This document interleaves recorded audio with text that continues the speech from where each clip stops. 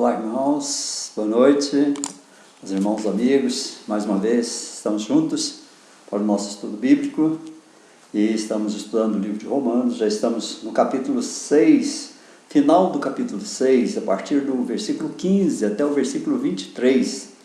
Hoje nós vamos expor e vamos estudar Romanos capítulo 6, do versículo 15 até o versículo 23, e também o capítulo 7, do versículo 1 até o versículo 6. Convido você a abrir a sua Bíblia e se preparar para momentos aqui em que nós falaremos a respeito da palavra do Senhor, entendendo aqui a respeito do que nos diz a palavra, a respeito da lei, da escravidão, da graça do Senhor Jesus, da graça de Deus, e nós vamos então estudar esse texto. Romanos capítulo 6, versículo 15 a 23, e o capítulo 7, do versículo 1 até o versículo 6.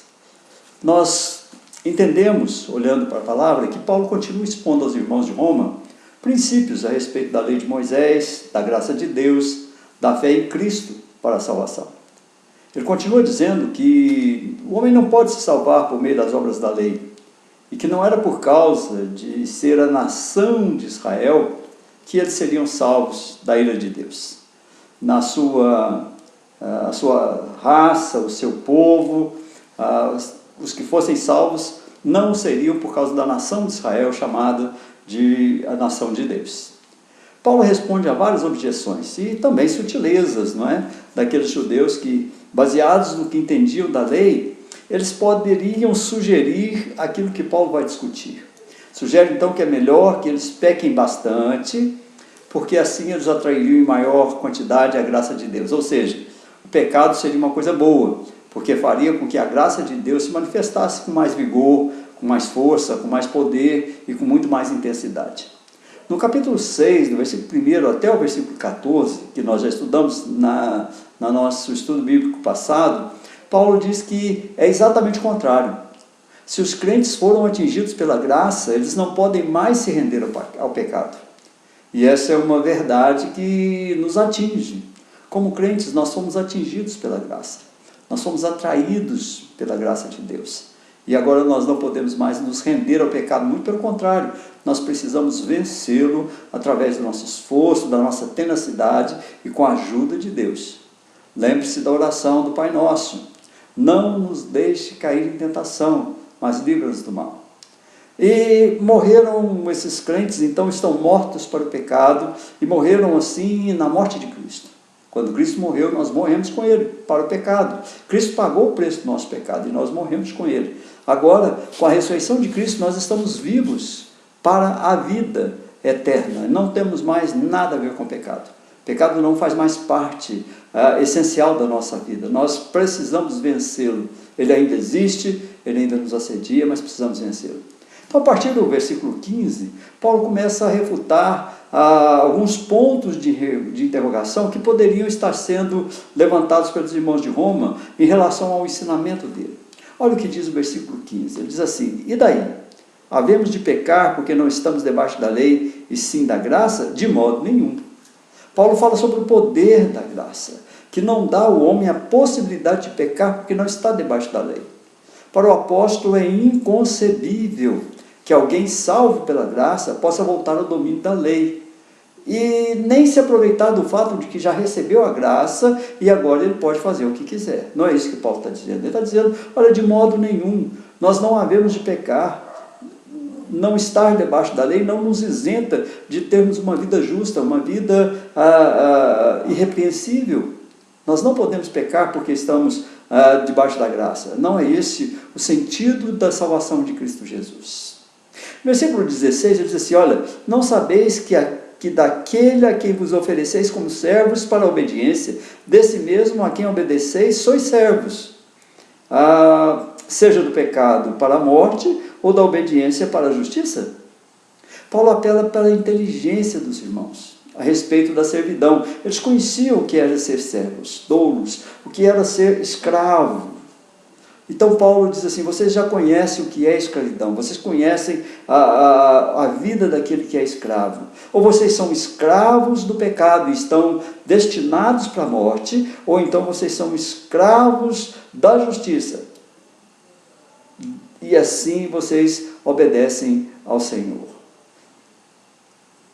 Como eles conheciam essa sujeição de alguém a algo, ou alguém que é próprio cerne da escravidão, ele diz: vocês não sabem disso? Aquele que se oferece como servo faz para obedecer àquele a quem se oferece. Nós nos oferecemos para obedecer a Cristo Jesus logo após a nossa conversão, não mais ao pecado. Se ao pecado, se essa pessoa se sujeita ou faz algo para obedecer ao pecado, se ele se oferece ao pecado, ele caminha para a morte, porque o salário do pecado é morte. Mas se ele se submete, se ele caminha e se oferece em servidão à obediência de Cristo, então ele caminha para a salvação e para a justiça. A alternativa que se abre não exclui a condição de servo, continua sendo servo. Quando Paulo fala em Filipenses capítulo 3, versículo 12, ele diz assim: olha, eu fui conquistado por Cristo. Ou seja, Cristo retira o crente do poder do pecado para que esse crente continue sendo servo, mas agora da justiça, e uma coisa exclui a outra. Por isso o crente não pode viver na prática do pecado, porque agora ele é servo para a justiça. No versículo 17, Paulo diz assim: mas graças a Deus, porque outrora servos do pecado, contudo viestes a obedecer de coração à forma de doutrina que fostes entregues. Paulo está dizendo aos irmãos romanos: vocês vieram a obedecer de coração à forma da doutrina a que fostes entregues, porque vocês se converteram, vocês vieram a Cristo. Vocês não são mais servos do pecado, vocês mudaram a forma, vocês mudaram a sua estrutura, vocês são novas pessoas. Nessa declaração de Paulo, existem ou confluem dois elementos. De um lado, vocês participaram com o coração. Romanos capítulo 10, versículo 9 e 10, vocês se entregaram de coração. Vocês não foram forçados. Vocês vieram a ser servos de Cristo de livre vontade. Do outro lado, vocês são receptores de um acontecimento. Como pessoas a serem instruídas no ofício, os romanos foram entregues aos cuidados da doutrina. A doutrina de Cristo encheu e enche o nosso coração para que nós sejamos cuidadosos com isso.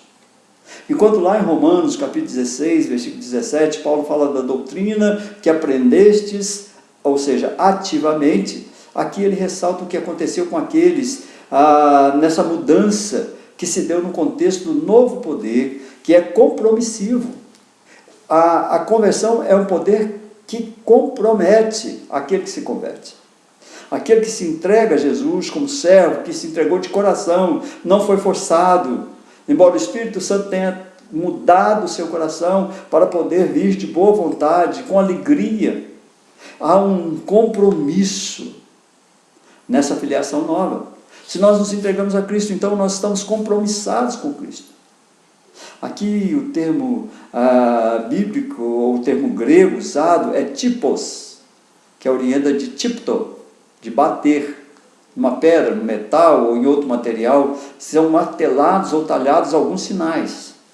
O resultado constitui um typos, algo gravado, o tipo de tipografia que nós conhecemos. E por sua vez, esse tipo, esse que foi gravado, pode ser usado como um carimbo, como por exemplo, como uma forma configurada para cunhar moedas. Esse é o sentido da tradução, a forma configuradora da doutrina. Vocês se confirmaram nessa nova doutrina. Vocês foram talhados para ela, vocês são um tipo dessa nova doutrina. Paulo imagina esse ser cunhado pela doutrina, ou seja, você vai ser carimbado pela doutrina como um processo longo. É um processo de santificação. Não é satisfatória a explicação que se deva pensar aqui num ato ritual de um culto determinado, por exemplo, num compromisso com um texto confessional. Não é isso, não é o compromisso com um texto. Recitar um texto, irmãos, não preenche o significado do verbo configurar. Configurar é mais do que isso. Configurar é, de fato, ter em si mesmo entranhado essa situação de estar em Cristo Jesus.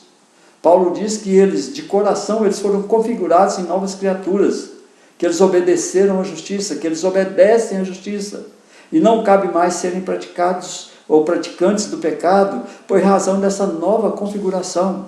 Nós fomos mudados, tivemos o nosso coração mudado, não podemos mais obedecer ao pecado. No versículo 18, versículo 19, Paulo diz o seguinte: uma vez libertados do pecado, foste feitos servos da justiça. Falo como homem por causa da fraqueza da vossa carne. Assim como ofereceste os vossos membros para a escravidão da impureza e da maldade para a maldade, assim oferecei agora os vossos membros para servirem à justiça para a santificação. Paulo diz aqui, em última análise, que o que está em jogo é quem confessou com todas as letras que Jesus se tornou seu Senhor, agora também que ele se porte de acordo com essa realidade. Não se esquive a sua responsabilidade de viver a vida de santificação em Jesus Cristo. A comparação é séria, irmãos, e deve ser observada. Assim como oferecestes os vossos membros para a escravidão da impureza e da maldade para a maldade, éramos nós, esses eram os irmãos romanos antes da sua conversão. Ele diz assim: agora, depois da sua conversão, oferecei os vossos membros para servirem como escravos à justiça para o processo de santificação. A conversão dos romanos criou para eles um novo agora, que criou para nós também. A nossa conversão criou para nós um novo agora, um tempo novo em que nós estejamos, ou que eles estivessem exclusivamente a serviço de Cristo. Romanos capítulo 14, versículo 1 a 9, Paulo fala a respeito do tema da santificação em todas as suas ramificações, em todas as suas nuances. Paulo cita 8 exemplos que demonstram a importância de uma vida em Cristo e para Cristo. Comer, beber, ser fraco, ser forte, estar de pé, cair, viver e morrer. Tudo para o Senhor. Tudo isso é ser servo da justiça. Comer para Cristo, beber por Cristo, ser fraco em Cristo, ser forte em Cristo, estar em pé para Cristo, cair em Cristo, viver em Cristo, morrer em Cristo, tudo para o Senhor. Essa é a nova designação daqueles que se convertem. Quando nós olhamos o versículo 20, versículo 22, diz assim: porque quando erais escravos do pecado, estáveis isentos em relação à justiça. Naquele tempo, que resultado escolhestes? Somente as coisas de que agora vos envergonhais, porque o fim delas é a morte. Agora, porém, libertados do pecado, transformados em servos de Deus, tendes o vosso fruto para a santificação e, por fim, a vida eterna. Paulo convida os irmãos a voltarem os seus olhos para o passado, para o tempo em que eles ainda não haviam sido conquistados por Cristo. Naquele tempo, suas vidas eram escravas do pecado, eram vidas corrompidas, estavam longe da justiça de Deus. Agora, no entanto, deixaram de ser servos do pecado para dedicarem-se à tarefa da santificação, mantendo suas vidas sob o controle da justiça divina. Serve essa explicação, sobretudo, para essa nova geração, para a nossa geração, que é voltada para a satisfação pessoal a qualquer preço. Irmãos, o povo hoje, a vida do ser humano hoje sobre a face da terra, é se dar bem a qualquer preço, a qualquer custo. Eles estão longe de uma vida de santificação.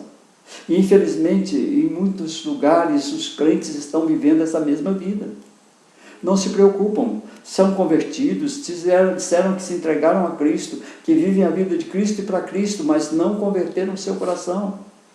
Não se entregaram como servos a essa nova vida para a justiça. O que Paulo diz aos irmãos naquele tempo tem muito a ver com as decisões que nós precisamos tomar nessa geração para o reflexo nas futuras gerações, irmãos. Nós somos responsáveis pelas futuras gerações. O que as pessoas veem em nós como crentes precisa ser algo que está voltado para a nossa santificação. Não somos perfeitos, estamos errando, erramos sempre. Mas estamos firmes na senda da santificação, para vermos a Cristo, para estarmos em Cristo, para vivermos em Cristo, para morrermos em Cristo, para viver a nossa vida toda em Cristo. Paulo diz que os irmãos, os crentes, foram libertados do poder do pecado. Será, irmãos, que nós somos libertados do poder do pecado? Será que o poder do pecado não mais exerce em nós a suficiência do pecado para nos levar a pecar? Será que nós estamos libertos do pecado? Será que nós somos transformados em servos de Deus? Porque se é assim, Se nós somos libertos do pecado, o pecado já não tem poder sobre nós. Nós podemos vencê-lo e podemos resistir a ele.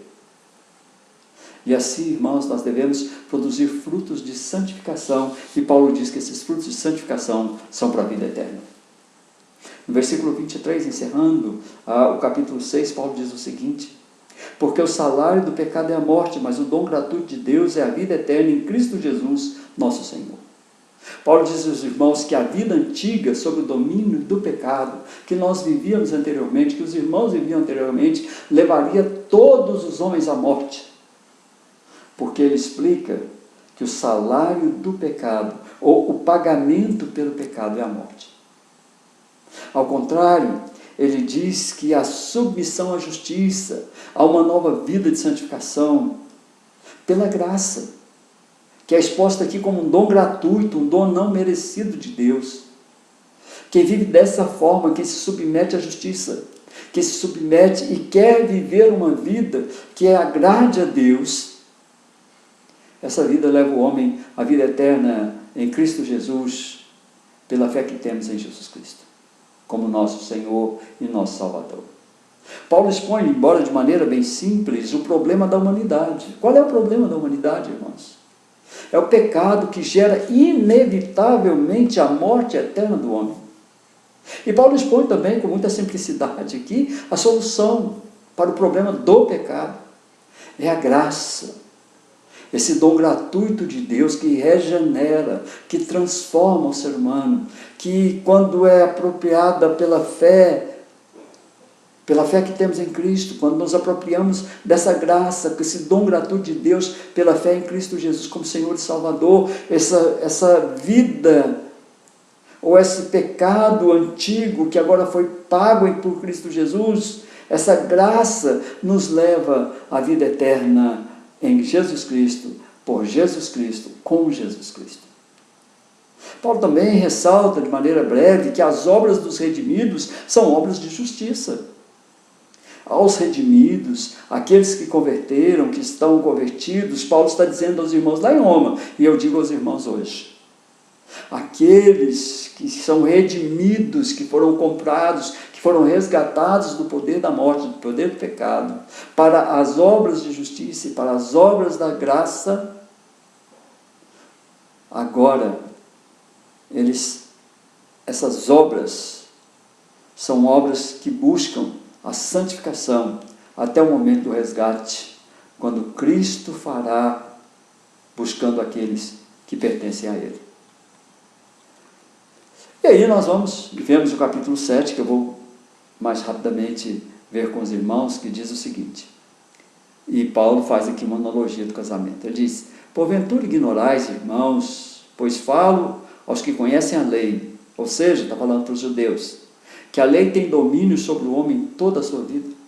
Ou seja, o homem se submeterá à lei por toda a sua vida. Ele diz: ora, a mulher casada está ligada pela lei ao marido, enquanto ele vive, mas se o mesmo morrer, desobrigada ficará da lei conjugal. De sorte que será considerada adúltera se vivendo ainda o marido unir-se com outro homem, porém se morrer o marido estará livre da lei, e não será adúltera se contrair novas núpcias. Assim, meus irmãos, também vós morrestes relativamente à lei, por meio do corpo de Cristo, para pertencerdes a outro, a saber, àquele que ressuscitou dentre os mortos, a fim de que frutifiquemos para Deus. Porque quando vivíamos segundo a carne, as paixões pecaminosas, postas em realce pela lei, operavam em nossos membros, a fim de frutificarem para a morte. Agora, porém, libertados da lei, estamos mortos para aquilo que estávamos sujeitos, de modo que servimos em novidade de espírito e não na caducidade da lei, da letra. Nesse capítulo, esses 6 primeiros versículos, o apóstolo faz uma analogia a respeito do casamento para explicar com mais profundidade a sua ideia exposta em todo o capítulo 6, ou seja, a diferença que deve haver da vida de um servo de Deus da vida de um servo do pecado. Essa analogia invoca a ideia da obrigação que norteia a vida de casamento, dessa obrigatoriedade de fidelidade aos compromissos assumidos enquanto o cônjuge está vivo.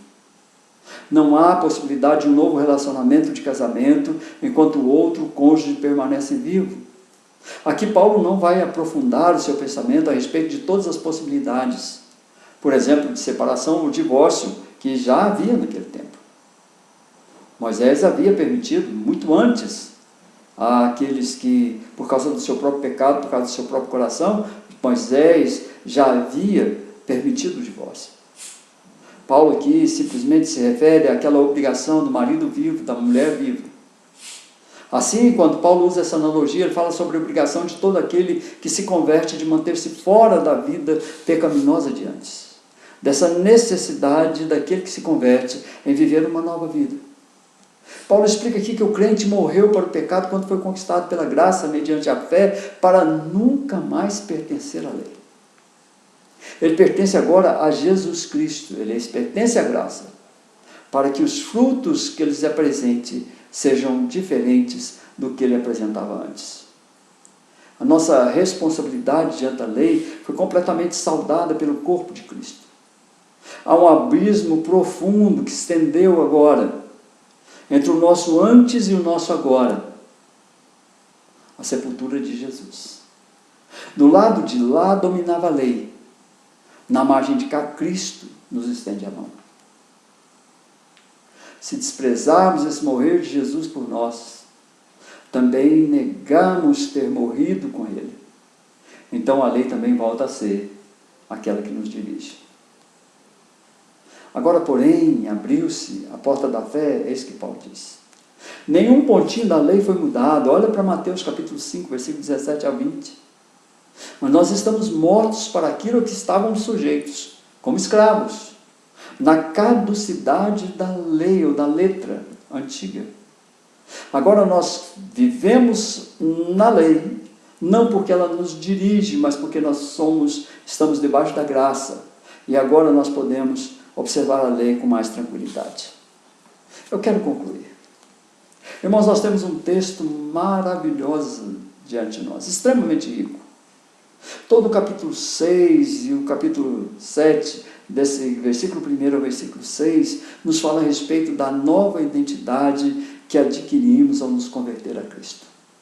Leia com calma, busque olhar para aquilo que nós fazemos. Você tem um vídeo nas suas mãos, para que você veja o que Paulo está dizendo a respeito de quem você era e quem você é. Isso vai te levar a uma reflexão.